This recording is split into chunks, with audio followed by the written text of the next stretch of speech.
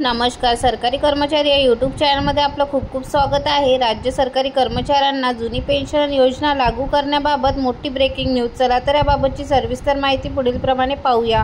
तत्पूर्वी चॅनलला सबस्क्राईब केलं नसेल तर चॅनलला सबस्क्राईब करायला विसरू नका.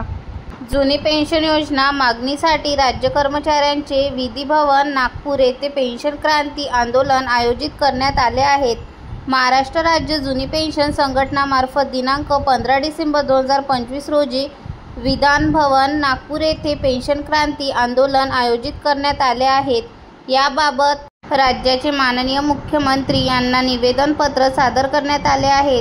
महाराष्ट्र राज्य जुनी पेन्शन संघटनामार्फत दिनांक 15 डिसेंबर 2025 रोजी विधान भवन नागपूर येथे पेन्शन क्रांती आंदोलन आयोजित करण्यात आले आहेत. याबाबत राज्याचे माननीय मुख्यमंत्री यांना निवेदनपत्र सादर करण्यात आले आहे. यामध्ये नमूद करण्यात आले आहे की दिनांक 1 नोव्हेंबर 2005 रोजी व त्यानंतर नियुक्ती राज्य कर्मचाऱ्यांना महाराष्ट्र नागरी सेवा अधिनियम 1984 अंतर्गत जुनी पेन्शनचे लाभ बंद केल्याने सदर कर्मचाऱ्यांचे भविष्य हे असुरक्षित झाले आहे. सरकारने या योजनाबाबत धोरण म्हणजे डोळे असून आंधळेपणाची सोंग आहे असे नमूद करण्यात आले आहे. राज्यातील कर्मचाऱ्यांची एकमेव मागणी जुनी पेन्शन योजना पूर्ववत लागू करावी हीच आहे.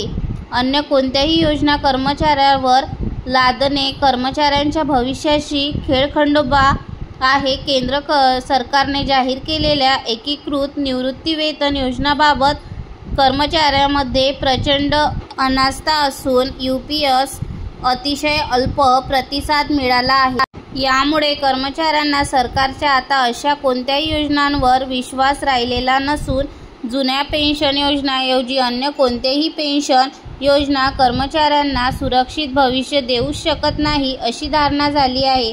सरकारच्या या धोरणामुळे कर्मचाऱ्यांमध्ये प्रचंड असंतोष आहे.